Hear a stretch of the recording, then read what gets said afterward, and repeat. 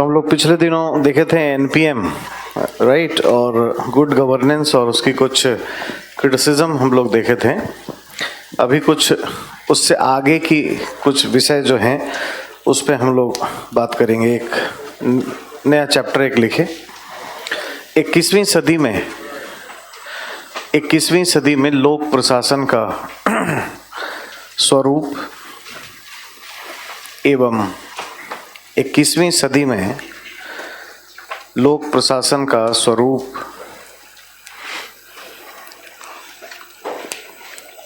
पढ़ रहे हो कि नहीं जी? नोट्स वोट्स तो गुड गवर्नेंस पे जितना कंटेंट उस पे है सब पढ़ लिए अच्छे से। कोफी अनान है ना, फुकुयामा सब लिखा होगा, नए फल रोधन, सबको थोड़ा पढ़ते रहिए। अपना ब्रीफ नोट्स भी बनाते जाइए, अपने तरफ से भी काम करिए, सोए नहीं रहना है। हाँ, सिर्फ कि बस ऐसे ही सब होगा। अपने मन से थोड़ा लाइव सब्जेक्ट है तो लाइव रहना है, जिंदा रह के पढ़ना चाहिए और अप्रोच पकड़ो बस। बहुत ज़्यादा विषय नहीं है। अभी भी जितना पढ़ेंगे ना, 2-4 शब्द ही आपको नए मिलेंगे और जो समझ है, समझ के आधार पे ही कुछ क्रिटिकल पैराडाइम्स आपको डालने हैं। 21वीं सदी में लोक प्रशासन का स्वरूप एवं अध्ययन का विषय, अध्ययन का विषय।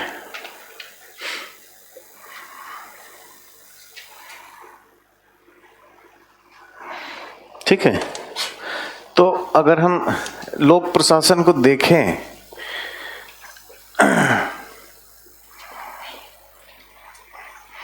लोक प्रशासन शब्द जब जैसे ही बोलते हैं तो 2 तरह का समझ बनता है ना। एक तो अध्ययन का विषय है, दूसरा ये एक व्यवसाय है। हम व्यवसाय की बात कर नहीं रहे, पढ़ने आए हैं किस चीज का? अध्ययन का विषय के बारे में। ठीक है, इसको कुछ फेज में बांट कर देखना चाहिए। ठीक है, तो विषय की जो उत्पत्ति है वो 1880 से आगे के दरमियान हो रही है ना। आप इसको 1920 का दशक ऑलमोस्ट मान के चलिए, यहाँ तक हो रही है।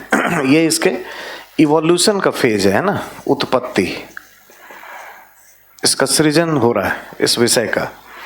अब इसमें वुड्रो विल्सन के आइडियोलॉजी और बहुत सारी बातें हम लोगों ने की हैं। ठीक है, यहाँ से आगे चले तो सब्जेक्ट में क्या क्या चीज़ डोमिनेंट हो गया है ना। जैसे ही सेकेंड वर्ल्ड वॉर ख़त्म होता है, मतलब ये 1940s कह लें इस समय, और 50s, इस समय किन किन चीज़ों पर हम ध्यान देने लगे? तो लोक कल्याणकारी राज्य, लोक कल्याणकारी राज्य का प्रभाव बढ़ गया।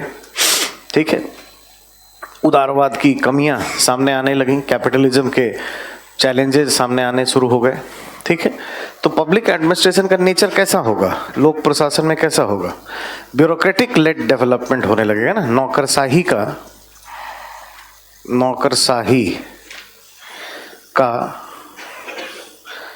अत्यधिक प्रभाव,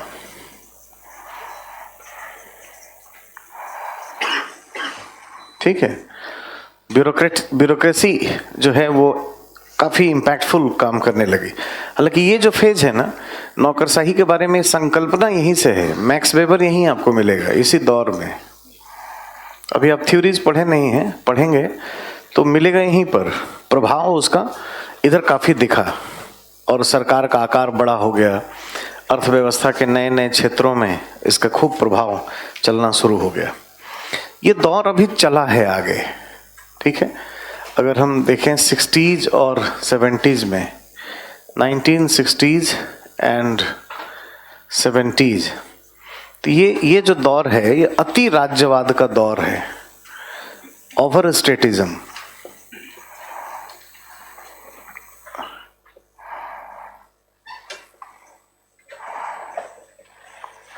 अति राज्यवाद मतलब सब कुछ सरकार का ही हो जाए।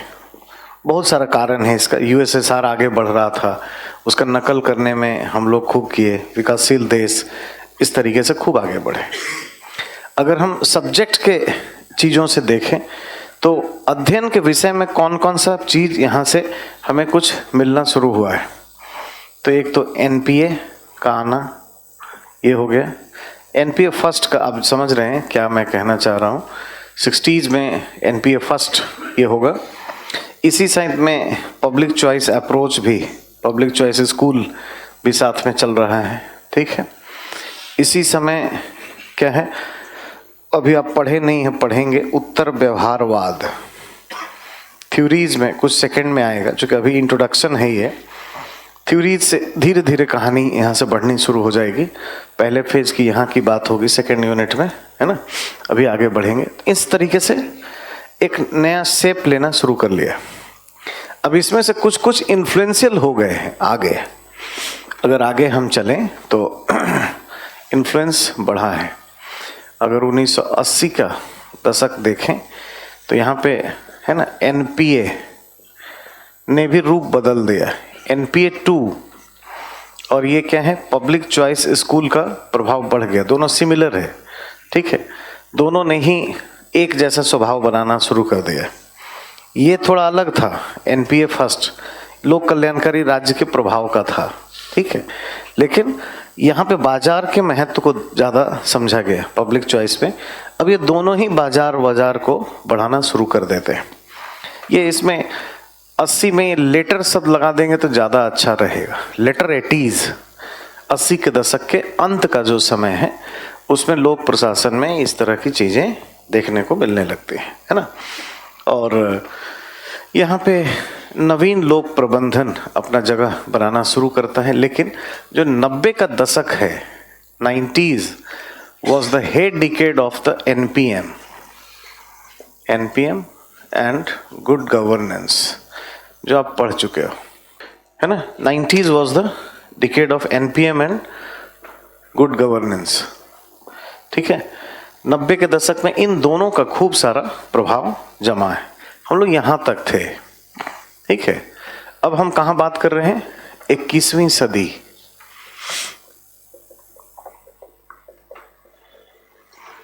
का लोक प्रशासन, ठीक है।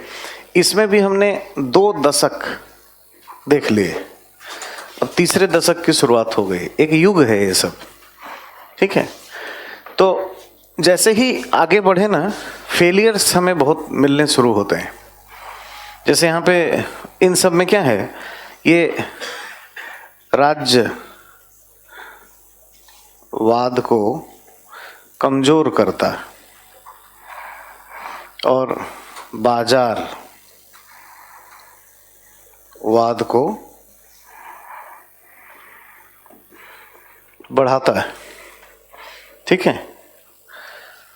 Marketism, expansion of the marketism, market के, है ना, just expand the, magnify the role of the market, thank you. और स्टेट के आकार को जो है घटाना, कम करना, सेडेड करना, फेडेड करना। अभी भी आया था एग्जाम इस बार भी, कल बच्चे दिखा रहे थे प्रश्न। तो अगर आप देखे होंगे कि किस तरीके से एनपीएम ने क्या किया, राज्यवाद को कम किया है। तो मार्केट फोर्सेस 10 पॉइंट्स डील करेगा तो अपने आप होगा, यही काम कर रहा है। अब लेकिन उससे आगे चीजें बदली हैं। अब बाजार आया तो बाजार लुटेरा है, बहुत अच्छा नहीं। सत्यम कंप्यूटर कुछ गड़बड़ करके गया, किंगफिशर गड़बड़ किया। आप जेट एयरवेज देखिए, एम्प्लॉइज के लिए, स्टॉक मार्केट के में जो लोग शेयर लेते हैं इनके लिए, मतलब कॉरपोरेट गवर्नेंस की समस्याएं शुरू हो गई। और अगर हम देखें, अपने लिए देखें, विकासशील देश के कॉन्टेक्स्ट में, तो ये सब कोई बहुत हमारे लिए पे नहीं कर पाए, बहुत अच्छा नहीं कर पाए। NPM is dead, NPM flop है, बेकार का है, डेड है, मरा हुआ है, ऐसे ही प्रश्न आएगा। NPM is dead but long live digital era of governance. इसने डिजिटलाइजेशन तो कर दिया, कस्टमर ओरिएंटेशन जरूर थोड़ा बढ़ाया, ग्राहक उन्मुखीकरण इसने दिया, लेकिन क्लाइंट ओरिएंटेशन, सिटीजन ओरिएंटेशन नहीं दिया, ठीक है। एक नागरिक के रूप में कमजोर कर दिया, क्योंकि हमारे यहाँ का बाजार दायित्वपूर्ण नहीं है। हमारे यहाँ का मार्केट, विकासशील देश का मार्केट उतना अच्छा नहीं है और ये सब एनपीएम की कमियां हैं। तो पहले 21वीं सदी में तो एनपीएम के कमी को देखना शुरू करेंगे।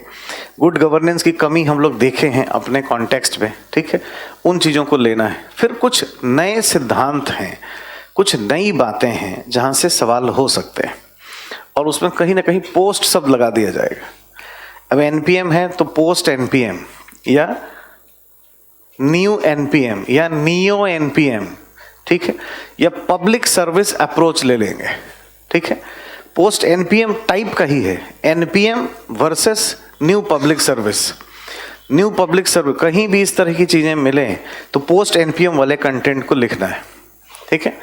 आपके नोट्स में भी है लिखा हुआ, इसमें कोई नई बात नहीं है और पहले का नोट्स है, एग्जाम सब बाद में आता है। आपके नोट्स में पोस्ट मॉडर्न पब्लिक एडमिनिस्ट्रेशन भी है ऑलरेडी, डिस्कोर्स थ्योरी, फ्रेगमेंटेशन जहाँ पे अभी छुआ नहीं है, फॉक्स मिलर का थ्योरी, ये सब उधर भी जाया जा सकता है।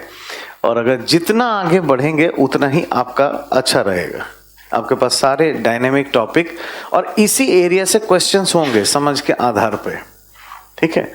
जो पुरानी किताबें एस.आर. महेश्वरी, तुम लोग पूछते हो ना किताब क्या पढ़ें, ले आओ किताब हिंदी अंग्रेजी में, सवाल बनता हो तो उसको पढ़ो, ठीक है। तो कोई भी एस.आर. महेश्वरी या शर्मा सडाना, जो भी XYZ BL फड़िया किताब आता है, इन सब से ये प्रश्न हल होने वाले नहीं हैं। और यूपी PCS बहुत तेज़ी से नकल करता है, आप उसको भी हल्के में ना लीजिए, ठीक है। बाकी जो पुरानी चीज़ें हैं, तुम्हारे पास पुराना चीज़ कौन सा नहीं है। मान लो NPA, तो BL फड़िया में भी इतना अच्छा कहाँ लिखा है जैसे आपके नोट्स में है। पुराना भी है, नया भी है, इसी को पढ़ के तो याद कर लेना है, कुछ बात ख़त्म करना है। जो ऑप्शनल जो होता है ना, वो घर की माँ जैसी होती है। तो समझिए माँ से पुत्र का संबंध एकदम इतना जुड़ाव होना चाहिए, फीलिंग आना चाहिए लिखने में।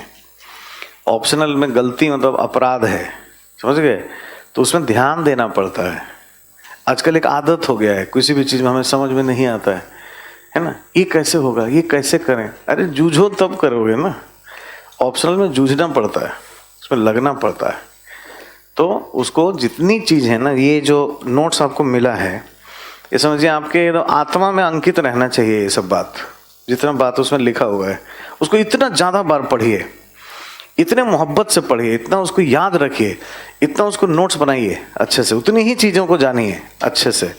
जो अप्रोच आप ले रहे हैं उस पर एकदम एडमेंट बने रहिए, फिक्स्ड माइंड के रहिए उस पर, क्योंकि वो सारी झंझावातों से निकाल करके क्लियर कट चीज़, एकदम क्रिस्पी चीज़ आपके सामने है, उसको बस लेना है, ठीक है, ये बात है। और उसको बार बार पढ़ने से, एक बार पढ़ने से नहीं होगा ये।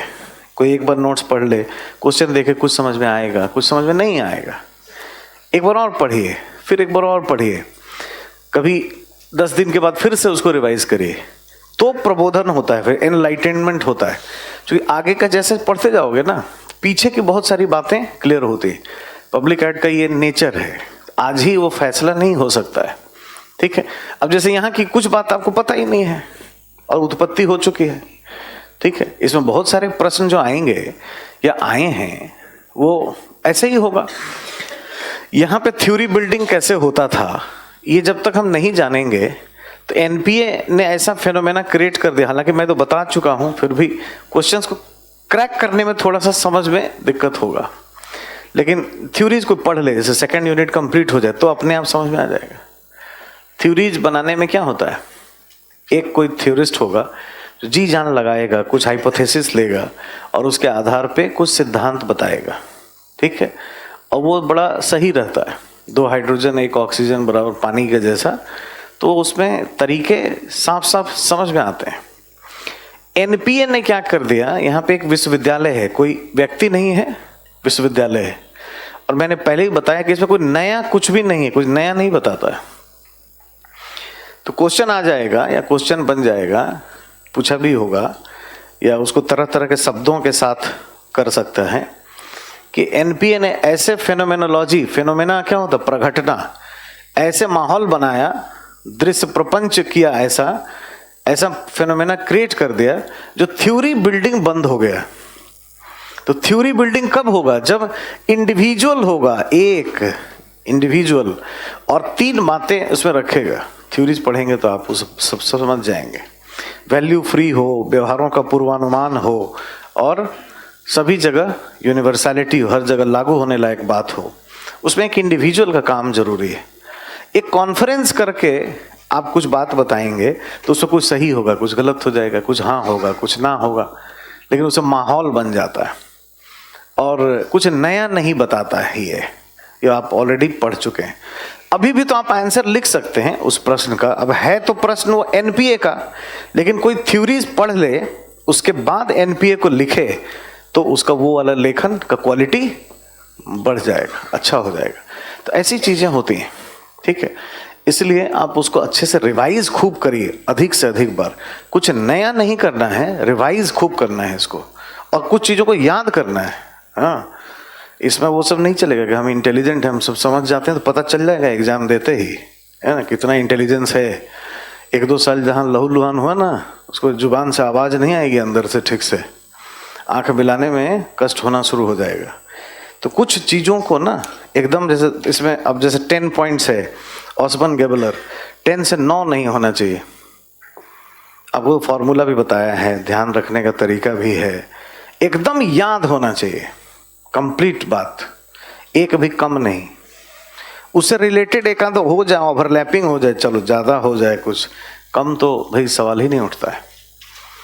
अब जैसे एनपीए के जितने अध्यक्ष हैं, ये हैं, वो हैं, एक भी मिस्टेक नहीं, सब याद रहना चाहिए। कौन चेयरमैन था, क्या किताब लिखा, डायग्राम बना के सब बात बता दिया, उसमें कहीं कमी ना हो, वो एकदम याद रहे और कभी उसको भूलना नहीं है। तभी तैयारी होता है ना, तैयारी नहीं तो ऐसे ही सब चलता रहेगा बस, ठीक है। क्यों नहीं हुआ है यहाँ पे? जैसे इसमें प्रो मार्केट अप्रोच है, स्टेट को है ना रोल बैक कर दिया है, राज्य पीछे और मार्केट आगे, ठीक है। और चैलेंजेस क्या है मार्केट का? विकासशील देश गरीब टाइप के देश होते हैं, धन का आधार नहीं है, बड़े बड़े ब्रांड हमारे यहाँ नहीं है। तो जब पैसा बहुत नहीं रहता है तो छीना झपटी ज़्यादा होती है ना। ऐसे ऐसे ब्रांड हैं बाहर जो अपने आप में कंट्री हैं, इतना पैसा है, पैसे से कुछ होता नहीं है एक समय के बाद, वो सब समझ गए। माइक्रोसॉफ्ट, हैथवे, एप्पल, गूगल, ये सब उधर के हैं, अपने आप में 60-70 देशों में जीडीपी के बराबर पैसा लेकर बैठे हैं, ठीक है।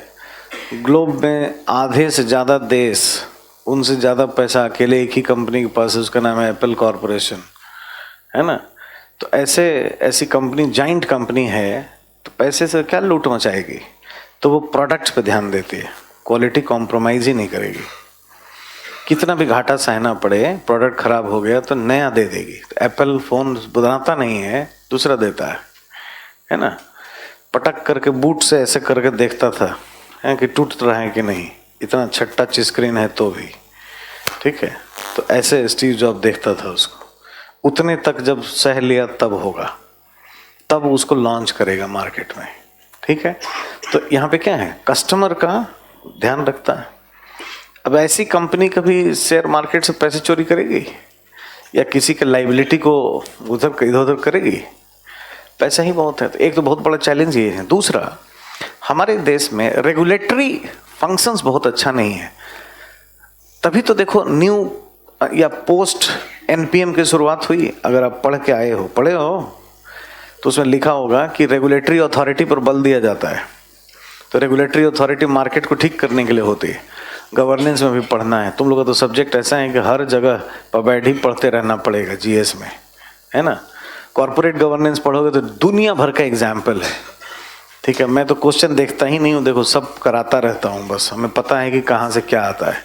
आप ही लोग, कल ही कोई दिखा रहा था तो हमने देखा कॉर्पोरेट गवर्नेंस के भी क्वेश्चन आए हुए हैं। और हमारी किताब में 2013 से दुनिया भर का केस स्टडी कॉर्पोरेट गवर्नेंस के, और आप लोग तो उसके वो हैं एथिक्स से चीज़ें ले करके लिखो ना भाई, सत्यम का घटना लिखो। इंडिया में क्यों हुआ है, क्या वजह है, मार्केट कैसा खराब किया है। 2019 में ही है, कल ही कोई लाइब्रेरी में मुझे दिखा रहा था। तो हर क्वेश्चन ही एक्सपेक्टेड है और इतना सिंपल है जिसका कोई जवाब ही नहीं है। पता नहीं पीसीएस देते क्यों हो यार तुम लोग, हमको तो यही नहीं लगता है। इससे हल्का कोई एग्जाम होता है? क्वेश्चन अगर मेंस का देखो तो इससे टुटपुंजियां, मैं बता रहा हूँ टुटपुंजियां। अब आप लोग पहले क्या पढ़ते होगे या बाकी बाहर के लोग क्या कौन सा पबैड पढ़ते हैं हमें नहीं पता है ना, वो पता नहीं पुरानी चीजें, वो एनपीए वो ड्वाइट वाल्डो ही पढ़ते रहते 60 में। एग्जाम देना है 2020 का, यूपीएससी नया चीज पूछता है, डायनेमिक चीज पूछता है, और वो फंसा हुआ है ड्वाइट वाल्डो में। पता है ड्वाइट वाल्डो चेयरमैन था उसका पहला एनपीए का। तो जाओ तो बीपीएससी का एग्जाम लिखो, वहां पे भी अब धीरे धीरे सब बदल जाएगा। तो वो सब देखो, आप तैयारी ही किए हो पीसीएस का, हिंदी मीडियम तैयारी ही करता है पीसीएस का, तो उसका आईएएस होगा कैसे? लेकिन एक बार कोई आईएएस का तैयारी करे, इससे हल्का कुछ है? अच्छा, जितने प्रश्न आए हैं कल मुझे लोग दिखा रहे थे, एनपीएम ने कैसे राज्यवाद को घटा दिया, बहुत टफ क्वेश्चन है। कॉर्पोरेट गवर्नेंस का जो मैं बोल रहा हूँ बहुत टफ क्वेश्चन है, कुछ भी नहीं है और सिर्फ हवाबाजी। इसीलिए देखो इंग्लिश वाला सब ना मानना पड़ेगा कि वो सब मैकियावेलियन स्पिरिट से तैयारी करता है और फट से पास कर जाता है। चालाक है ना, कल बल छल, तो झूठ भी बोल लेगा, काम चल लेगा, तो वो कर लेता है। हिंदी वाला इतना आइडियल है, इतना आइडियल है, उसका कोई जवाब ही नहीं आइडियलिज्म का। एकदम वो बनाएगा घर, पहले नींव मजबूत करेगा, इतना मजबूत नींव बनाएगा कि आगे ऊपर बन ही ना पाए, नीचे ही रह जाए, बस नीचे ही बस खाट उट लगा के रह लेगा, पीसीएस में रहेगा। थोड़ा सा अपना ना बदलो, स्वभाव ही बदल डालो और कम पढ़ के ये करो। कितने हल्के में ये हो गया, एक भी क्वेश्चन छूट जाता मैं बताना, एक भी, और आगे भी 2-3 साल की बात मैं कर रहा हूँ, एक भी छूट जाए तो बताना। अब उसमें वही है कि उसको कोई समझे ही नहीं, कोई पढ़े ही नहीं, अब वो मेहनत करे फेल करने के लिए। हम तो खुलेआम बोल रहे हैं, हमेशा बोलते हैं मेंस में हमारे बच्चे फेल करते हैं जो है ना, यहाँ से पढ़ के वो खुद मेहनत करते हैं। जो मेहनत नहीं किया फेल करने के लिए, उसको तो उसको रोकने की संभावनाएं नहीं है, ठीक है। और मैं सच में कभी क्वेश्चन नहीं देखता हूँ पबैट का, दूसरे सारे ऑप्शनल का देखता हूँ मैं, सबका देखते हैं, हर बार मंगाते हैं पबैट छोड़ के सबका, इसका हम तो यहीं देखते हैं और कुछ छोड़ते नहीं हैं। जैसे जेंडर बजट ये सब, कितने थक गया, मुझे लगा कि इसको उड़ा दें, तब तक देखिए एक दिन आया हुआ था सेकंड पेपर में पबैट में, तो सब बोला कि सर आया हुआ है, चलो ठीक है आ गया। तो कार्ल मार्क्स की ब्यूरोक्रेसी की थ्योरी सिलेबस से हटा दी गई 2007 में, फिर भी मैंने हटाया नहीं, क्योंकि उसके बिना हो नहीं सकता था, अंदर से हमेशा रहता था। अब एक बार सोचा मैंने कि एक बार हटा देते हैं, और एक बार मैंने हटा ही दिया, नोट्स से लेके नहीं हटाया उसी साल आ गया था है ना। ये कुछ साल पहले की बात है, कार्ल मार्क्स और हीगल के जो डिबेट हैं, अब तो वो सब एथिक्स में पढ़ना, सब जीएस होता जा रहा है, सब वो चीज़ें जीएस में आ गई। तो इस तरह से है। तो 3 चीज़ ध्यान रखना है, पैसा नहीं है नंबर 1, बड़े जाइंट कॉर्पोरेट हाउसेस नहीं होते हैं यहाँ पे। दूसरा, रेगुलेटरी जो फंक्शन है वो कमज़ोर है, रेगुलेटरी अथॉरिटीज़ कमज़ोर हैं। और तीसरा, लीगल फंक्शंस कमज़ोर है। हमारे पास कंपनीज एक्ट जो है, कंपनी लॉ गरीब टाइप का है, प्राचीन काल का है, गड़बड़ कांड होता है तब हम बनाते हैं। जैसे मान लीजिए भोपाल गैस कांड हुआ तो हमने बनाया कि खतरनाक उद्योग होगा तो उसमें कोई भारतीय चेयरमैन होगा, सीईओ भारतीय होगा, है ना। उसके पहले ऐसा नहीं सोचे थे, तो वॉरेन एंडरसन बना और यहाँ पे सब गड़बड़ हो गया। 99 साल तक जिंदगी जिया, देखिए मजे में, हम जाने दिए उसको, यहाँ से एक्सट्रेडिशन करने दिए, ये सब नहीं होना चाहिए था। तो कानून की कमजोरी, विनियामकीय कमजोरी और पैसे का न होना, ये 3 बड़ी समस्या है जो बाजार को उत्तरदायित्व विहीन बनाती है। और ये बाजार कस्टमर को, शेयर धारक को, कर्मचारियों को, समाज को लूटने का काम ज़्यादा करता है। और इसी का उदाहरण ये सब किंगफिशर, जेट एयरवेज और बाकी। जेट एयरवेज कितने रोड पे आ गए कर्मचारी एक ही बार, कौन देखेगा? 50,000 से ज़्यादा एम्प्लॉई सत्यम के रोड पे आ गए, ठीक है। किंगफिशर कितने बर्बाद हो गए, ठीक है। तो ये सब टेक केयर हो नहीं पाता है, इसीलिए एनपीएम बहुत अच्छा हमारे कॉन्टेक्स्ट में नहीं है, ये उधर है। तो यहीं से एक और भी डिबेट आएगा जो हम लोग आगे पढ़ेंगे। बहुत सारी चीज़ें ना इंट्रोडक्शन में है जो आगे से मजबूत होंगी। तो एक आध प्रश्न इसका नहीं भी बने तो थोड़ा धैर्य रखना है अभी, तो इसीलिए एक डिबेट है, राज्य बनाम बाजार नहीं, मजबूत राज्य बनाम बाजार का विवाद। निकालो सिलेबस, निकालो कहां है उसको देखो। 8वें यूनिट में जाओ, विकास गतिकी, डेवलपमेंट डायनेमिक्स।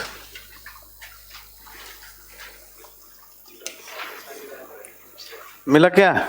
शक्तिशाली राज्य, strong state versus market debate. अब समझो, ये वाला जो है 90 का दशक, ये क्या है?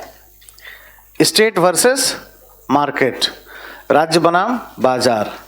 State is good, state is bad, market is good, private good, public bad. ये सब इधर का नारा है, 80 का 90 का ये है। ये यूके में, यूएसए में, बाकी जगह ठीक से चला है। लेकिन यहाँ पे अब क्या चाहिए? मजबूत राज्य। क्यों? क्योंकि ये इस मजबूत राज्य का मतलब सद्दाम हुसैन का इराक नहीं है। इस मजबूत राज्य का मतलब मुसोलिनी की इटली और हिटलर की जर्मनी नहीं है। मतलब कोई जाति धर्म के आधार पे कोई फोर्सफुली या शिया सुन्नी ऐसा करने वाला उत्पीड़क राज्य नहीं है। इस मजबूती का मतलब क्या है? इन्फॉर्म्ड होगा, स्किल्ड होगा, टेक्निकली बहुत साउंड होगा, इसकी ब्यूरोक्रेसी बहुत अच्छी हो गई, ये न्यू पब्लिक सर्विस वाला होगा, स्मार्ट होगा, अवेयर होगा, है ना। और ये बाजार को गाइड करेगा। क्यों? क्योंकि विकासशील देश का जो बाजार है वो गड़बड़ है। वो गड़बड़ क्या है, क्यों है, अभी बताया। तो उसको ठीक करने के लिए हमें क्या चाहिए? मजबूत राज्य चाहिए। तो अगर आ जाए कि 21वीं सदी के लोक प्रशासन में आज राज्य बनाम बाजार के विवाद के स्थान पर क्या होता है? मजबूत राज्य बनाम बाजार का विवाद है को आज बल दिया जाता है। विवेचना करें तो 8वें यूनिट में जो पढ़ोगे ना, वो चीजें यहाँ लिखनी है। या इसको ऐसे भी सवाल बनाया जा सकता है कि नवीन लोक प्रबंधन की कमियों ने क्या किया? मजबूत राज्य बनाम बाजार के विवाद के चर्चा परिचर्चा को सृजित किया है। टिप्पणी करें तो रोने मत लगना अभी कि ये तो हम जानते ही नहीं, अभी आगे से पढ़ेंगे। आधा बात यहाँ का, आधा वहाँ का, दोनों को ज्वाइंट कर देना है। अभी घर बन रहा है तो धीरे धीरे होगा। तो ऐसे ऐसे सवाल बनते हैं, ठीक है। और अपने कॉन्सेप्चुअल क्लैरिटीज को बहुत अच्छे से रखना है। और अच्छा सा हाथ से लिखा हुआ नोट्स है तो देखिए, लिखवाता मैं भी इतना टाइम नहीं दे पाता आपको। ये अच्छा है कि आप सुनते हैं, अच्छे से इसको समझिए, घर से उसको पढ़िए, अंडरस्टैंडिंग आपकी बहुत अच्छी हो जाएगी। अब बीच में वीडियो क्लास एक भेजते हैं तो गायब हो जाता नहीं है ना। वो भी जरूरी है, एक और भेजेंगे बीच में, जब भी उसको भी करना, हर चीज को एंजॉय करना है। आप दिमाग मत लगाइए ज्यादा, है ना। उससे ज्यादा इधर है, उससे ज्यादा लगाया जा रहा है, तो उसको फील करके और नोट्स बनाते जाइए, ठीक है। अभी आप देखोगे तो लगातार इसी एरिया से सवाल ही आ रहा है। पोस्ट एनपीएम से लगातार 2 साल से एक ही टाइप का सवाल रिपीट कर रहा है। अभी और करेगा 1-2 साल। उसका स्वरूप पबैट में वही है, ज़्यादा टेंशन रहता नहीं, थोड़ा सा क्वेश्चन इधर उधर कर देंगे और एक ही चीज़ घुमा घुमा के पूछेंगे। अब इसमें क्या है देखिए, इसमें हम लोग जितना enterprising government, market oriented government, customer driven government, इसकी बात ज़्यादा करते हैं। अगर एक्डीमर फार्मूला में जाएं तो एज ए कस्टमर, आपके नोट्स में भी होगा और ये ध्यान भी देना है, वीडियो में सुने भी होंगे कि जब हम क्लाइंट कहते हैं तो थोड़ी सी उत्तरदायित्व तो बढ़ती है। नागरिक बोलने से लगता है कोई निरीह व्यक्ति है कहीं, उसके लिए कुछ करना है, उसको छोड़ दिया। कस्टमर बनने से थोड़ा अकाउंटेबिलिटी बढ़ जाती है।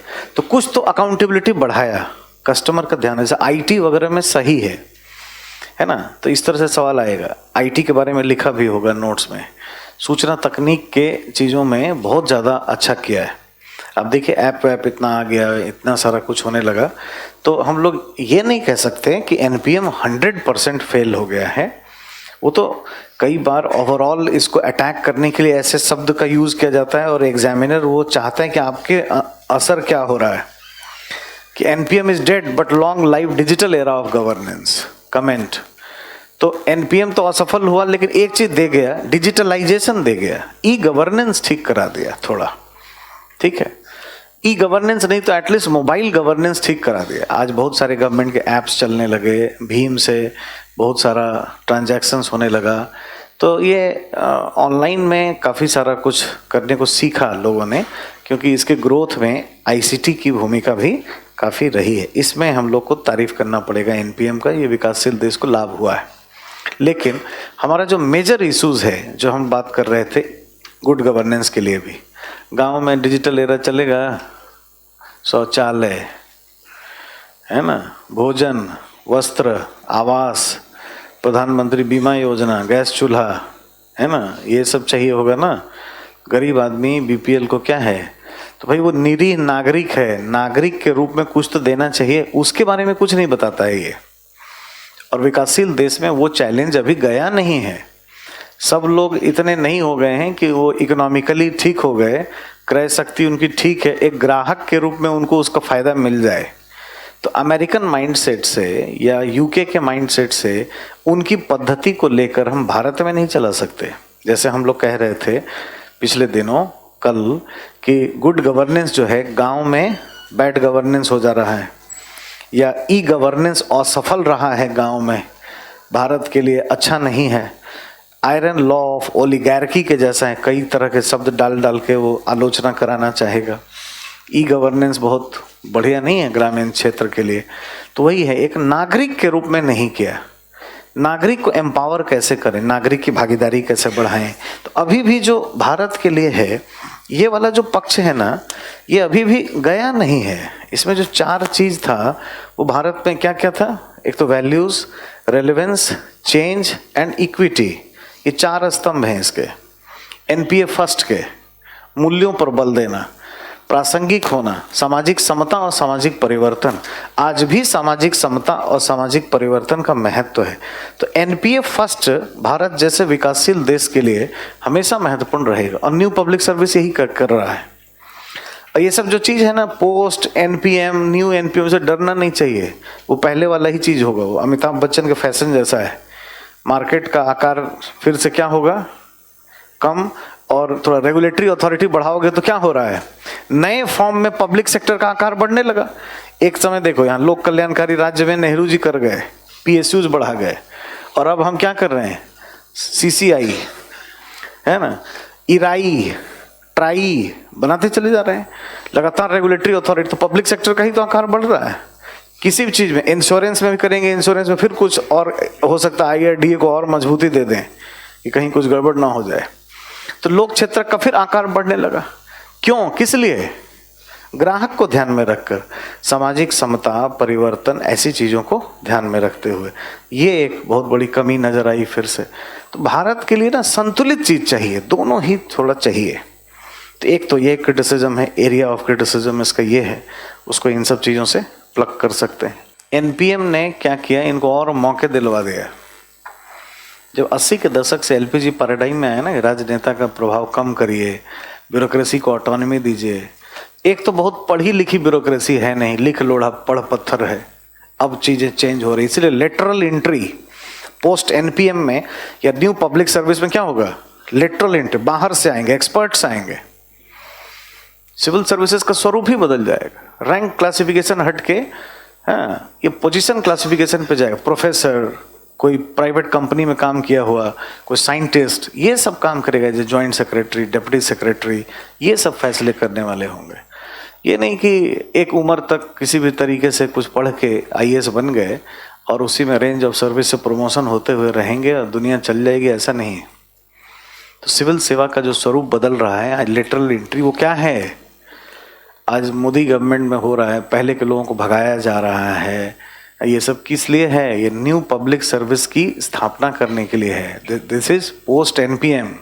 एनपीएम ही ये करने को कहता है कि भगाओ इन लोगों को, है ना। एक तो एक्सपर्ट होनी चाहिए ब्यूरोक्रेसी, कमिटेड होनी चाहिए, काम उसको आना चाहिए, वैसी है नहीं। और उसको आपने ऑटोनॉमी दे रखा है, उसने खूब राज किया, कॉन्ट्रैक्ट देने में खूब ये सब किया, करप्शन, खूब गड़बड़ हुआ आवश्यकता से ज्यादा। तो ग्राहक का हित भी नहीं हुआ और न ही नागरिक का हित हुआ। जब राजनेता एक्टिव होगा तो क्या होगा, किसका हित होगा, नागरिक का। ग्राहक सब मत बोलो, नागरिक का, क्योंकि किसको रिप्रेजेंट करता है, गरीब आदमी को, नागरिक को, उसके लिए लड़ेगा वो। तो कम से कम वो भी ठीक था, थोड़ा हस्तक्षेप वाला भी था ना, तो कम से कम कुछ व्यवस्थाएं हो जाती थी।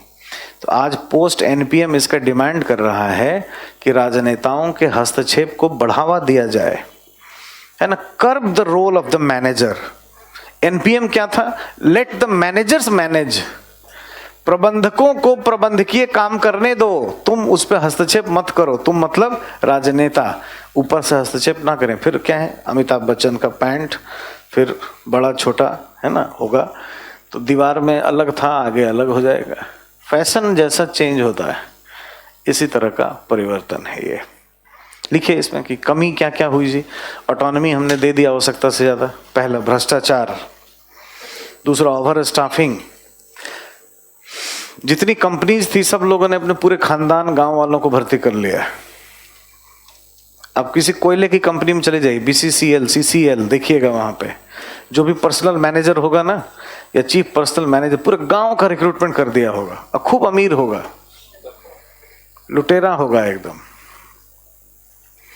ठीक है, भ्रष्टाचार। दूसरा ओवर स्टाफिंग, अत्यधिक कर्मचारियों की भर्ती। नेक्स्ट भाई भतीजावाद।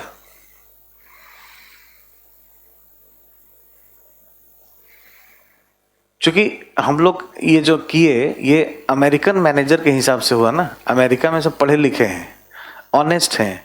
अमेरिका में पैसा जमा करना है, ये अकूत संपत्ति जमा करना है फेडरल सर्विस में जाके, सोच ही नहीं है।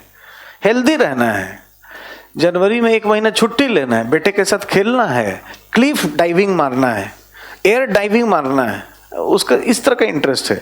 हिंदुस्तान में क्या है, कितना सीआर, चीफ सेक्रेटरी बनने के बाद कहाँ कहाँ फ्लैट, ये होना चाहिए। ठीक है, अप्रोच ही डिफरेंट है भाई। तो अब उस तरह के थ्योरीज को अप्लाई करोगे यहाँ पे, तो यहाँ तो काम खराब होगा। यहाँ यही सब हुआ है। ठीक है, और 1 ही 2 साल में पास कर जाना, नहीं तो टच में रहना इधर। जब मेंस देना होगा तो पता चला पोस्ट के बाद कुछ और पब्लिक सर्विस आ गया, पोस्ट पब्लिक सर्विस, कुछ होगा नहीं, उसी में फैशन जैसा चेंज होगा। दिमाग लगाओगे तो हो जाएगा, और नहीं तो हमसे टच में रहना है। ठीक है, नहीं तो ऑन रिकॉर्ड बताता हूँ 1-2 घटना। 1-2 हमारे स्टूडेंट, नाम लेना अच्छा नहीं, बुरा मान जाते हैं, सब वीडियो रिकॉर्ड होता है, जो एसडीएम बने बिहार में, वो आईएएस बन जाते हैं। ठीक है, 1 ही 2 साल पहले ये सब आया था, वो 1-2 साल और पहले का पढ़ी हुई थी। ठीक है, तो हुआ क्या कि जैसे ही मेंस उन्स आता है, एक टाइम में मुझे याद आता है, सिद्दीकी और सब थे, 3-4 स्टूडेंट, 6-7 स्टूडेंट थे। दिवाली वाली में भी पढ़ाया था मैंने। तो यूजुअली उस टाइम पे ही मेंस थोड़ा लेट होता था, दिसंबर में शायद होता था। तो उसका पेपर 2 कंप्लीट नहीं था बहुत सारे बच्चों का, तो मैंने अलग से कराया, उनको नोट्स दे दिया ऐसे ही जैसे आपके पास है, वो सब पास कर गए। ठीक है, इंटरव्यू दे दिए। ठीक है, किसी एरिया में उनका चक्का फंसा रहा है ना, जैसे कोई पेपर 4 में कम ला रहा है जीएस में, कोई 2 डिजिट में कहीं और ला रहा है, इसलिए हुआ नहीं। पबैट तो सबको ठीक दिया। ठीक है, उस टाइम पे राजा राम धाकड़ जो डीएसपी है, वो 268 लेके आया था, जब 220 आता था, है ना, जब तक मॉडरेशन था। और सिद्दीकी का 280 नंबर था उसमें। स्मृति जो एसडीएम बनी, 62nd रैंक था जिसका बीपीएससी में, वो भी क्वालिफाई की, वो भी इंटरव्यू दी। और उसको फेथ ही नहीं हो रहा था कि उसका भी हो जाएगा। पहली बार पढ़ी ही थी, पहला ही अटेम्प्ट मेंस का था, उसमें हो गया था। लेकिन जैसे ही एक बार थोड़ा सा हो गया तो होश थोड़ा सा गड़बड़ा जाता है, लेकिन है ना, बच्चे सेलिब्रिटी हो जाते हैं। फिर अगली बार मैं बोला था कि देखो चुपचाप क्लास में बैठो, आके पेपर 2 का सुनो, नहीं तो काम गड़बड़ होगा। एक बार बता दिया है वहां पे, एक बार हो गया तो तुम वो फेज था वो। अब एक बार टाइम है, चुपचाप आके बैठ के सुन लो। अब होता है कि भाई हमारा तो, मैं और मेरी महानता, कभी बैठ ही नहीं पाया बच्चा, नहीं बैठ पाया तो उसका परिणाम सेकंड पेपर में थोड़ा सा मार्क्स कम हो जाएगा। ऐसे ही बच्चे एग्जाम दे के बाहर आके पूछते हैं कि सर ये पोस्ट एनपीएम क्या है। अगर वो टच में रहते, उसी साल ये सब चीज चेंजेस हुए थे और यूएस में इसके लिए कॉन्फ्रेंस हुई, लिटरेचर लिखे गए। तो हम लोग तो क्या है कि जैसे ही कुछ हुआ उससे कई चीज आगे का कर देते हैं। अगर वो सिर्फ टच में रहता या रहती XYZ, 2018 में आया था सवाल, या न्यू पब्लिक सर्विस कब है, 17 में, 18 में होगा, मुझे जितना ध्यान आ रहा है 18 में होगा। तो अगर वो सिर्फ कोई नोट्स भी को पढ़ लेता है ऐसे एक बार, तो वो सवाल छूटता नहीं, या वो अच्छे से हो जाता, थोड़े मार्क्स और बढ़ जाते। और फिर बाद में होगा कि विषय ही खराब है। तो देखो ये मैं बता रहा हूँ, उदाहरण के साथ मैं बता रहा हूँ कि जिसको आईएएस बनना था ना, वो एसडीएम बन रहा है। आप बैल मुझे मार है, वो कह रहा है कि मुझे बनाओ। दिल्ली तो आया था आईएएस बनने, लेकिन जहाँ से चीज़ें हो सकती हैं ठीक और हो रही हैं, उसी आधार पे वो भी हुआ है। उसी को छोड़ करके बाकी क्या भाई, टेस्ट सीरीज लिख रहे हैं। अरे कितना टेस्ट लिखोगे? 64 टेस्ट, 2042 टेस्ट। इतना टेस्ट लिखने से कोई आईएएस बनता है? मूल चीज को छोड़ के और टेस्ट 2-4-10 टेस्ट लिखा जाता है। करंट का क्लास पता नहीं, हाँ वो करंट से ही फेल की है। करंट ही इतना पढ़ता है ना सब, 365 डिग्री का करंट, इतना करंट का टेस्ट। क्वेश्चन एक बार आ गया, बस करंट पे ही पूरा तैयारी ही कि इसी से हो जाएगा हमारा जीएस में। ऑप्शनल तो ठीक ही है ऐसे ही। और ये छोटी छोटी गलतियां देखिए कैसा रंग लाती हैं, है ना, और क्या क्या कर देती हैं। मैं समझता हूँ ना, मैं जानता हूँ क्यों कोई फेल करता है। अब उसको हम क्या बताएं किसी को भी, है ना, सभी आत्माएं हैं, समान हैं, बुरा लग जाएगा। तो भी हम तो बोल देते हैं, हम नहीं बोलेंगे तो पता चलेगा भी कैसे। ये है, कोई 3 बार इंटरव्यू दिया, तीसरे बार भी प्लान किया कि हम आपके पास आ ही रहे हैं, बस वो आ ही रहा है अभी तक और इंटरव्यू में भी उसका यही दशा हुआ है। ठीक है, तो देखो जब तक एग्जाम क्रैक ना कर लो ना, जो चीज ठीक से जहां से मिले उसको क्या किया जाता है, कितने मिनट का है। मान लो कि आज इस बार कोई मेंस नहीं दोगे, 2000 पता चला 20 चला गया, 21 भी कुछ हो गया आपके लाइफ में, अब 22 में मेंस दे रहे हो, तब तक आप एसडीएम कुछ बन गए इधर उधर दे दा के। कितना टाइम लगेगा आपको यहाँ आने में, या कहीं भी हम होंगे, अगर हम हैं तो चीजें ठीक रहेंगी, ये बात है। तो ये चीज जानते हो तो तुरंत जाके गेट इट जेरोक्स, जो कंटेम्प्रेरी बैच है उसको फोटो स्टेट मार जाओ, कौन कौन सा एरिया है। हम हो सकता है ना मिले, फोन करोगे नहीं मेरे पीछे कौन पड़ेगा, पीछे पड़ो और उससे जुड़ के कुछ चीजें एरिया में अपडेटेड रहो। और ये जब तक इससे निकलोगे नहीं ना, इस ऐसे ही जुड़े रहना पड़ेगा। अब कब निकलोगे ये आप पे है।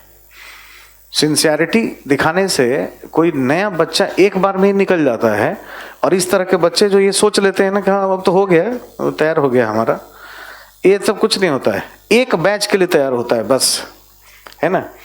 मैं बता रहा हूँ जीएस में भी यही ध्यान रखना, जिस एरिया में एक बार नंबर आ गया, एथिक्स में एक बार 130 आ गया ना, अगली बार हो सकता है नहीं आए। फिर से आपको उस बैच के लिए उतना ही मेहनत करके, रिवाइज करके, कुछ चीज़ों को अपडेट करके आपको तैयार करना पड़ेगा, और फिर उस बैच के लिए फाइट करना होगा। एक मेंस अच्छा से जब तक नहीं हो जाता है मजबूती से सारा एरिया, तब तक इससे मुक्ति नहीं है। एक बार ऐसा हो गया उसके बाद फिर ठीक है, उसके बाद कोई रोकने वाला नहीं है। एक ही शॉट तो खेलना है बस, वो दिन लाने के लिए बड़ा मेहनत करना पड़ता है। हिंदी मीडियम का बचाया हुआ कौन है बताएं? राजस्थान के मीना लोग बचाए हुए हैं कुछ, है ना, 2-4 पास कर जाते हैं, इसीलिए कोई बचा हुआ भी है, वरना कोई तैयारी वारी नहीं करता है यहाँ पे हिंदी मीडियम में। हिंदी मीडियम की तैयारी होती नहीं है। हिंदी मीडियम में आईएएस शब्द बोलना पाप है, मैं बता रहा हूँ, और ज्यादा मत तो बुलवाओ आप, समझ गए। कोई तैयारी नहीं कर रहा है, और ना ही किसी संस्थान में हिम्मत है जो खड़ा होकर बोल दे कि मैं आईएएस का तैयारी करवाता हूँ। ठीक है, वो तैयारी करवाता है, ऐसे ही दिन कटवा रहा है। ठीक है, एनसीईआरटी पढ़वा रहा है, एनसीईआरटी को मना करके अपना एनसीईआरटी दे रहा है। They are selling their products, selling windows हैं वो, किसी में हिम्मत नहीं है। देखो मैं अभी यहाँ पे हमने कितना विरोध सहा, जीएस का बताता हूँ। जीएस के हिस्ट्री पढ़ाने वाले अच्छे शिक्षक हैं, लेकिन बच्चों का जो माइंडसेट है ना, जो बाहर वो मिलते हैं तो उनको लगता है कि इतिहास जो है ठीक नहीं हो रहा है। तुम ही जानते हो, हम वीडियो देखे हैं बैठ के, है ना, कंपैरेटिव स्टडी का, चावल का भूसी कहाँ मिला, हल कहाँ मिला, मृदभांड कहाँ मिला, कहाँ आता है जी? यही आता है एग्जाम में। एनसीईआरटी पढ़ते हो तो क्या श्री राम शर्मा पढ़ोगे, कॉन्सेप्ट मिलता है कि उसमें फैक्ट है? तो चीजें उसको देखना है ना। अब बाकी लोग पढ़ाते हैं तो पढ़ाएं, उनका वैसे ही लिखे हुए हैं। मोस्ट कैपेबल आदमी पढ़ा रहा है, हम जानते हैं ना। जेएनयू से एकेडमिक बैकग्राउंड है, इंग्लिश मीडियम में बढ़िया सिटिंग क्लास का रिजल्ट है, सिटिंग क्लास का रिजल्ट है। और हमने बैठ करके 2-4 वीडियो हमने देखा, हमने खुद एनालाइज किया बहुत क्रिटिकली, हमने पाया हम मान ही नहीं सकते हैं। तो हमने एक दिन आए तो कोई हिस बोला तो उसको डांटा हमने बहुत। हिस क्या होता है तुम्ही को पता है सब, है ना। अभी तो ये क्या है कि ये एक दिमाग में है कि टीचर ने हंसाया नहीं, टीचर हंसाए, टीचर ऐसा हो जो इंटरटेनमेंट करवाए, टीचर ऐसा हो जो ये कहानी सुनाए कि अलाउद्दीन खिलजी कितनी रानियां थी, कैसे कैसे उसके संबंध थे। इस ये एग्जाम में आता है। यहाँ पे कल्चरल प्रॉब्लम है ना, हम जिसमें आगे बढ़े हैं इस तरह से बजाय, तो यही सब दुर्दशा का कारण है। ये सोच बन गया है कि ऐसे ही हिस्ट्री पढ़ने से होगा, ऐसा नहीं होता है, अपने को बदलना पड़ेगा, है ना। और वो यही लोग कर रहे हैं जो क्वेश्चन नहीं देखते हैं, क्वेश्चन देखते नहीं हैं, उनको सही से पता नहीं है, बाहर से 4 लोगों का सुन लिए हैं, उसी में एक आइडिया डेवलप करके बैग लेकर मुखर्जी नगर में घूम रहे हैं, ये सोच के कि हम बहुत इंटेलिजेंट हैं। ऐसा कुछ भी नहीं है। तो मैं तो देखो अलग कल्चर से शुरू किया हूँ ना, हम तो वो सब सुनते नहीं। यहाँ खड़ा वही होगा जो वर्थफुल काम करेगा, बस। हमें इससे मतलब नहीं है बाहर क्या हो रहा है और क्या होना चाहिए, उनका नकल नहीं करना है। जो चीज़ रिक्वायर्ड है उसी के अकॉर्डिंग चीज़ें हो। जिसको ठीक लगेगा वो पढ़ेगा, जिसको ठीक नहीं लगेगा उसको होगा। इसी में से जब रिजल्ट आना शुरू होगा तो अपने आप फिर पता लगेगा। भीड़ ऐसे ही आ जाता है, भीड़ को खोजना थोड़ी पड़ता है। तुम लोग देखना कैसे होगा कुछ ही टाइम में, ठीक है। इसी में से रिजल्ट होगा। यहीं से डांट डपट के ठोक ठेठा के जब निकलेगा ना, जब निकलना शुरू होगा तब पता लगेगा कि हाँ ये है तरीका पढ़ने का और ऐसे चीज किया जाता है, दूसरा मेथड नहीं है। तो ये है। चलो तुम लोग बड़ा बुरा लगता है नहीं हिंदी मीडियम में, हिंदी मीडियम का अब देखो दुर्दशा है तो कुछ तो सहना पड़ेगा। ये हमारी भी कमी है, ये काम मुझे और पहले करना चाहिए था, है ना। मैं भी आलस में रहा, मैं पिछले 2 साल से इसमें भिड़ा हूँ। मैं देखो मेंस में काम करता था, प्री वाला गेट बहुत गड़बड़ था, इंस्टीट्यूशन मुझे और पहले करना था। और मैं क्रिएटर रहा हूँ, हमेशा बनाया हूँ, मैंने कहीं कुछ नहीं किया, अपने ही क्रिएट किया है। जब भी खड़ा हुआ वहाँ से लाइन शुरू, ऐसा कुछ भी नहीं है। तो नहीं वो तो ठीक है, बट थोड़ा सा वो कुछ फेज होता है, वो मैंने भी थोड़ा सा जो है ना वो किया, क्योंकि हम कभी इसमें रहे नहीं जब टॉप ऊपर के रिजल्ट हमारे पास ना आए। ये मुझे अभी जीना पड़ता है, तो मुझे अंदर से बेचैनी होती है। पीसीएस में तो अभी भी है, वहाँ से तो खबर आता रहता है, उसमें ठीक रहता है कि हाँ यहाँ हो गया वहाँ हो गया, चलो ठीक है। राजस्थान में इतना रिजल्ट देता रहता है कि हमें कभी कष्ट होता नहीं है। यूपी बिहार में होता ही है। उधर राजा राम धाकड़ देखो, जो भी बैच किसी भी बैच में बोलोगे स्टूडेंट है ही, नहीं का कोई प्रश्न ही नहीं है। इधर ही 2-3 सालों में बस यूपीएससी में ही थोड़ा ये होना शुरू हो गया। ये तुम लोग बदल दोगे, कोई नहीं, लगो एकदम अच्छे से, एकदम ठेठ बने रहो, देहाती असली एकदम ठेठ देहाती बन के तैयारी करो। ज़्यादा इधर उधर वो 365 डिग्री में रहोगे ना, और टेस्ट सीरीज आवश्यकता से ज़्यादा। ये सेकंड का सी में आ जाइए। क्या नव लोक प्रबंधन लोकतांत्रिक राज्य व्यवस्था को प्रोन्नति करने में असफल रहा है? व्यक्ति के, ध्यान दीजिए, व्यक्ति इंडिविजुअल कॉमा एक नागरिक के रूप में और एक ग्राहक के रूप में संदर्भों का विश्लेषण करें। तो बताना है कि ग्राहक के रूप में नवीन लोक प्रबंधन तो सफल रहा कि आईटी दे दो, उसके हितों को मतलब ट्रांसपेरेंसी बढ़ाओ, कुछ किया, आईटी लागू भी हुआ हमारे यहाँ, कस्टमर ओरिएंटेशन ठीक किया। But as a citizen BPL महिला, एससी एसटी ओबीसी, पिछड़े वर्ग, ट्रांसजेंडर, इनके हितों के लिए कुछ बहुत ज़्यादा बता नहीं पाया। और वो हमारे लिए बहुत रेलेवेंट है विकासशील देश में, और अन्यथा हम चला नहीं पाएंगे। इसीलिए हमें क्या चाहिए? पब्लिक सर्विस चाहिए। उल्टा इसने जो चीज़ किया, जैसे कि मार्केट का रोल बढ़ा दिया, उससे वो बेचारे चले गए हाशिए पर, ठीक है। मार्केट उनको ध्यान नहीं दिया ना, मार्केट तो ग्राहक का ध्यान देता है, जो थोड़ा एम्पावर्ड है, जो उसकी सर्विसेज लेता है, उसको सर्विसेज देता है। तो हमें क्या चाहिए? न्यू पब्लिक सर्विस है। ये प्रश्न भी यहाँ लिखो, क्वेश्चन नंबर 2 का सी, इसमें एरो देके लिख लीजिए। न्यू पब्लिक सर्विस से तुलना करते हुए उत्तर लिखना है इसका भी। अभी यही दौर में अभी प्रश्न आएंगे, अभी और भी आएंगे, कोई चीज उठा लेगा कहीं से कुछ है कि भाई बाजार क्यों असफल हुआ, एनपीएम का बाजार क्यों असफल हुआ, तो तीनों कारण बताते हुए और मजबूत राज्य से जोड़ करके सवाल बना सकते हैं, और वही काम रेगुलेटरी अथॉरिटी कर रही है, ऐसे प्रश्न बनाए जा सकते हैं। अभी के हिसाब से 2-4 प्रश्न लिखिए जो अब हो सकते हैं, फ्यूचरिस्टिक इसके प्रश्न। 2-3 साल और देर करोगे तो फिर हमसे टच में रहना है, और यही मान लो कि क्या होगा, फिर पब्लिक सेक्टर का आकार फिर पीछे जाएगा, कुछ इसी तरह का होता रहेगा।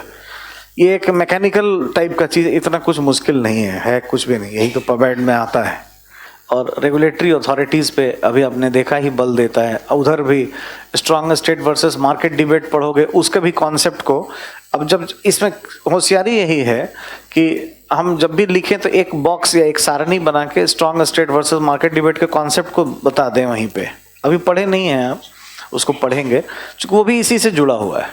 अभी आपको बताया था हमने, ये जो है एनपीएम का जन्म कैसे हुआ है, राज्य बनाम बाजार के विवाद से, जिसमें ये कहानी है कि राज्य खराब होता है, बाजार अच्छा होता है। क्यों? क्योंकि बाजार में ट्रांसपेरेंसी है, अकाउंटेबिलिटी है, कस्टमर का ध्यान देता है, इत्यादि इत्यादि। लेकिन विकासशील देश में सफल नहीं हुआ तो मजबूत राज्य चाहिए, ठीक है। अब उसके लिए ओकीमोतो एक जापानीज थ्योरिस्ट है, उसका कॉन्सेप्ट सब थोड़ा जान लेंगे आप तो आप अच्छे से, बस उसको यहाँ पे जोड़ देना है लाके, प्रश्न ऐसा बनेगा, ठीक है। प्रश्न इजी नहीं आएगा, थोड़ा सा हुक डाल देगा, कुछ करेगा, लेकिन इसी तरीके से होगा, आपको कष्ट नहीं होने वाला है। आपका चूंकि कोई दायरा बड़ा है ना, आपको नई नई चीजें पता है, डायनेमिक चीजें पता है, तो आपसे नहीं छूटेगी, बाकी बच्चों के छूट जाती है, अब उनका क्या कर सकते हैं, ठीक है। तो ध्यान रखिएगा, और अभी ज़्यादा देर मत करिएगा वरना आपका भी छूटेगा। ज़्यादा देर का मतलब 1-2 साल तक हम भारी रहते हैं आगे, लेकिन अब 3-4-5 साल गायब रहोगे तो थोड़ा मिल लेना क्या हो रहा है, क्या नहीं है, कहाँ कहाँ अपडेशन है, क्योंकि पूरा पेपर सेकंड में भी चेंज हो गया। जीएस भी देखो डायनेमिक ही है ना, अब टच में नहीं रहने का तो कोई मतलब ही नहीं है। अभी अगर कहीं 2 साल भी गैप आ जाए, जीएस का कोई एग्जाम होगा ठीक से? अब वो जमाना है, एक टाइम में पबैड बदनाम होता था, मत लो डायनेमिक है, अब लो, अब क्या करोगे? मैं ठीक है भाई पबैड मत लो, हिंदी साहित्य ले लो, तो जीएस वो डायनेमिक है कि स्टैटिक है? तो डायनेमिक चीज पढ़ना ही होगा आपको। और देखो कुछ भी पढ़ोगे उधर ना, एनरिच होगा सब्जेक्ट ही तुम्हारा अपने आप, ये इसका खूबी है। कॉर्पोरेट गवर्नेंस पढ़ोगे ये फायदा, एथिक्स से बहुत कुछ इसका फायदा हो जाएगा, यहाँ से एथिक्स को बल मिल जाएगा। इतना टाइम थोड़ी है, एथिक्स में हम कोई न्यू पब्लिक सर्विस थोड़ी समझाते हैं, एनपीएम थोड़ी बताते हैं उनको कि ऐसा क्यों हुआ या ऐसा हुआ। अब आप लोगों की जो समझ बूझ होगी वो बहुत अच्छी बनने वाली है। हर सब्जेक्ट में कुछ खूबी है। राजनीति विज्ञान कोई पढ़ रहा है, उसमें जो गांधीइज्म है, अब वो पढ़ रहा है तो गांधी से रिलेटेड बहुत कुछ उसका समझ अच्छा हो गया, वो खूबी है, उसका लाभ उठाइए, ठीक है। तो इसी जोन से ना प्रश्न देखिए आपको मिलेंगे। और अभी तो मैं देख रहा था, कल लोग दिखा रहे थे कि एक तो इजी क्वेश्चन भी आया था, एक शायद 2019 में है कि एनपीएम ने कैसे राज्य को कमजोर किया है। यहां से लेके यहां तक के जोन में इस एरिया से एक तो प्रश्न आएगा। दूसरा एक है, लेफ्ट साइड में लिखो, पोस्ट मॉडर्न पब्लिक एडमिनिस्ट्रेशन, उत्तर आधुनिक लोक प्रशासन। अभी यहां से तो छुआ भी नहीं है, लेकिन जो रफ्तार थी अगर उसको करते हैं तो यहां पे जाएगा। इसको पढ़िएगा नोट से, बहुत अच्छे से नोट्स में लिखा है। मैं 3 शब्द सिर्फ डिस्कस करूंगा अभी, जो ध्यान से आपको सुनना है। पोस्ट मॉडर्न, उत्तर आधुनिक। जब भी ये सब शब्द यूज हो ना, तो एक थ्योरिस्ट का नाम गूंजने लगना चाहिए, उसका नाम है फॉक्स एंड मिलर, ठीक है। और पोस्ट मॉडर्न पब्लिक एडमिनिस्ट्रेशन के नाम से इन लोगों ने किताब भी लिखी है, उत्तर आधुनिक लोक प्रशासन। और यही 21वीं सदी का भी लोक प्रशासन है, और ये अपने आप में गुड गवर्नेंस की आलोचना के आधार पर बना है, ठीक है। हमेशा इसको रिलेट करके देखना होगा। 3 बातें हमें यहाँ करनी है जो आपके नोट्स में अच्छे से लिखा है, लिखा नहीं है, अच्छे से लिखा है, इसलिए बिना चिंता के समझिए। पहला, डिस्कोर्स डिस्कोर्स थ्योरी पे ये बल देता है। डिस्कोर्स क्या है? जो ये सब जो है ना, इसमें डिस्कोर्स नहीं है, इसमें एक फिक्स आइडिया है। समझ गए? जैसे मार्केट अच्छा होता है, एक प्रेस्क्रिप्टिव अप्रोच है ये। डॉक्टर ने क्या किया? दवा लिखा, prescription. NPM is a prescriptive in nature. Good governance, हाँ, में डॉक्टर कौन है? World bank. Prescriptive in nature है, प्रेस्क्रिप्शन लिख रहा है। जैसे ही बोले गुड गवर्नेंस तो आगे चलो ट्रांसपेरेंसी, अकाउंटेबिलिटी, आर्थिक सुधार है, मानवाधिकार पर बल दो, ये करो वो करो। प्रेस्क्रिप्शन, ये करो ऐसे परिस्थिति में, ये करो वैसे ऐसा कुछ है। डेस्क्रिप्टिव अप्रोच नहीं है, विवरणात्मक नहीं है। There is no discourse at all. तो उसकी आलोचना हुई कि ऐसे हम कंट्री कैसे चला सकते हैं? कोई भी प्रशासनिक व्यवस्था बंद दिमाग से कैसे चला सकते हैं भाई? तो डिस्कोर्स होना चाहिए। क्या भारत के लिए जो गुड गवर्नेंस होगा, पाकिस्तान के लिए गुड गवर्नेंस वही होगा? टमाटर नहीं है, प्याज नहीं है, आटा नहीं है, खाने का पैसा नहीं है, उसी तरीके का थोड़ी होगा यहाँ पे। ठीक है, इकोनॉमी इधर भी कुछ गड़बड़ हुई होगी, वो दशा नहीं है। अब हम लोग अपना मुकाबला मलेशिया से नहीं कर सकते, वो अमेरिका से नहीं कर सकते, तो एक ही जैसा कैसे होगा? उसका विरोध यहाँ पे हुआ है। और ये सब क्या है? ये जो देख रहे हो न्यू पब्लिक सर्विस क्या है? डिस्कोर्स है। डिस्कोर्स से आउटकम है उसका निकला हुआ, तो वो उस पर बल देता है। अथॉरिटीज लड़ रही हैं आपस में, है ना? सेबी और आईआरडीए लड़ रही है आपस में। क्यों लड़ रही है? डिस्कोर्स नहीं है, फिक्स माइंड से चल रही है। अगर ये डिस्कोर्स होता, डिस्कोर्स शब्द है दो लोग आपस में मिल करके अपनी भावनाएं को रखे, ये लड़ते भिड़ते ना रहे ऑर्गेनाइजेशंस, ये इस पे बल देता है। तो कोलैबोरेशन पर बल देता है। आप लिखे हो ना कहीं पे, कोलैबोरेटिव गवर्नेंस जैसी चीजें, कोलैबोरेशन पर बल देता है। या एनपीए में जाओगे तो एनपीए 3rd 2008 में हो रहा है, ये क्या करता है? कोलैबोरेटिव गवर्नेंस पर बल देता है। ये हम बात कर रहे हैं। Collaborative governance is something like क्या है? Discourse in nature. वो अपने आप में डिस्कोर्स की बात करता है। ठीक है, इसके बाद जो दूसरा है वो है फ्रैगमेंटेशन। ये फ्रैगमेंटेशन पर बल देता है। फ्रैगमेंटेशन का क्या मतलब होता है? विभाजित करना, विभेदन, है ना? स्ट्रक्चरलिज्म, विभेदन। गुड गवर्नेंस ने क्या किया है? एकीकरण पर बल दिया है। सब जगत देश के लिए एक ही आइडिया।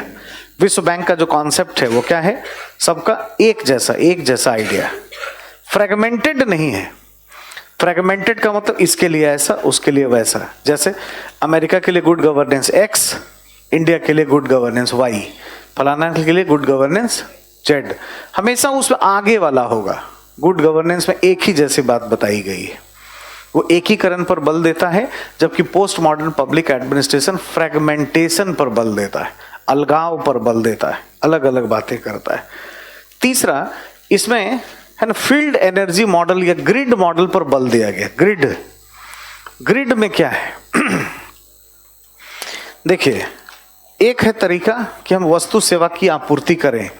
ये मान लीजिए हमने सिस्टम बनाया, एडमिनिस्ट्रेटिव सिस्टम, केंद्र सरकार, राज्य सरकार, जिला प्रशासन, यहाँ से अनाज डाले, गिराए और वहाँ पहुँच रहा है। बीच में ब्यूरोक्रेसी खा जा रही है, या राज्य ठग ले रहा है, तो फिर मार्केट से दे रहे हैं वो भी ठग ले रहा है। यही प्रॉब्लम है ना, अभी तक यही हम लोग पढ़ रहे हैं, राज्य बनाम बाजार में। ये दोनों ही काम क्यों करते हैं? ये दोनों छोड़ करके अगर हम ग्रिड बना लें, जैसे उदाहरण के लिए जैसे बीपीएल महिला, इसका उद्धार करना है, तो एक तो केंद्र सरकार से कुछ दोगे, हस्बैंड खा जाएगा, ब्यूरोक्रेसी खा जाएगी। मार्केट फोर्सेस के थ्रू करोगे, मार्केट खा जाएगा। सिविल सोसाइटी से करोगे, सिविल सोसाइटी खा जाएगी। समस्या है। ये ना करो, कहता है उत्तर आधुनिक लोक प्रशासन। मैं के ग्रिड, इनका ग्रिड बना दो। ग्रिड बनाओ तो ग्रिड में क्या होता है? बिजली एनटीपीसी ने पैदा किया और ग्रिड में डाला, यानी एक जगह इकट्ठा करते हैं, उनको जोड़ते हैं, कनेक्शंस को जोड़ना। तो बीपीएल महिला मतलब एक जैसे कमजोर सामाजिक आर्थिक वातावरण में रहने वाली महिलाओं का अगर हम ग्रिड बना दें, आपस में गठजोड़ यहाँ बना दें, तो इनमें खुद में कैपेसिटी डेवलप हो जाएगी।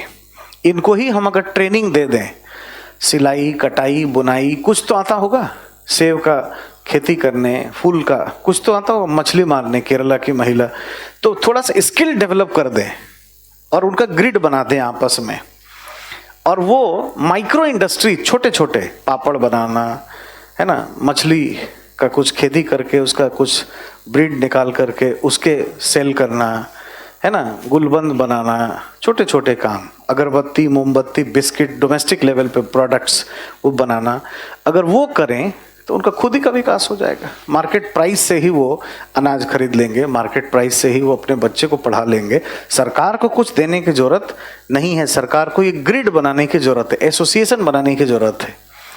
तो अगर आप देखोगे तो उत्तराधुनिक लोक प्रशासन में या आप न्यू पब्लिक सर्विस में कोलैबोरेशन की बात बहुत की गई है, सिर्फ सत्ता के विकेंद्रीकरण की बात नहीं की गई, जोड़ने की, एसोसिएशन की। और ये कलयुग का प्रभाव है, संघे शक्ति कलयुग है, तो हमेशा इसी की बात की जाएगी, वो बनाए। अब देखिए बैंक में क्या हो रहा है, कोलैबोरेशन।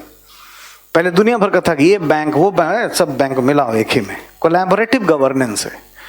बैंक का एकीकरण करने से बैंक की ताकतें बढ़ी। प्रधानमंत्री ने धन्यवाद के प्रस्ताव में भी इसका चर्चा किया, इकोनॉमी ठीक करने के लिए हम क्या कर रहे हैं।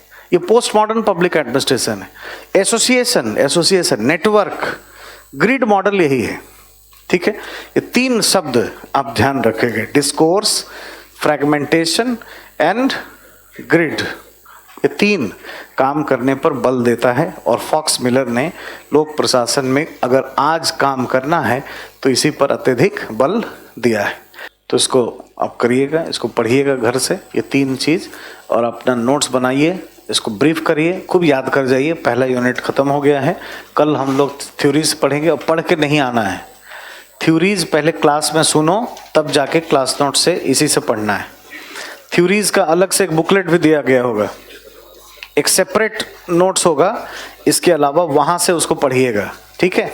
और सिर्फ सुनना समझना है बस, कुछ चीज़ कहीं पे मैं लिखवाऊंगा उसको लिखना है, बाकी बढ़िया से लिखा है वहीं से जाके पढ़ना है, ठीक है। Thank you.